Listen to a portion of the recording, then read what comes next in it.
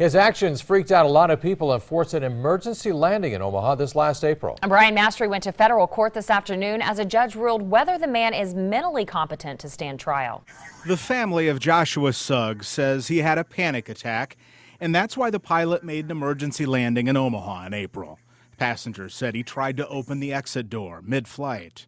We reported one doctor on board said his eyes were dilated and he was acting in a bizarre way. Just tied his hands together and put him in the chair, and I think one of the marshals sat with him for the rest of the trip till we got to Omaha. Since then, Suggs has been evaluated by doctors who say he's competent and sane for trial. Remember, this was only days after the Malayan aircraft disappeared, and it was in bad weather. And our young man had a panic attack. Today, federal judge Gossett ruled that he can stay with his mother in Illinois until trial.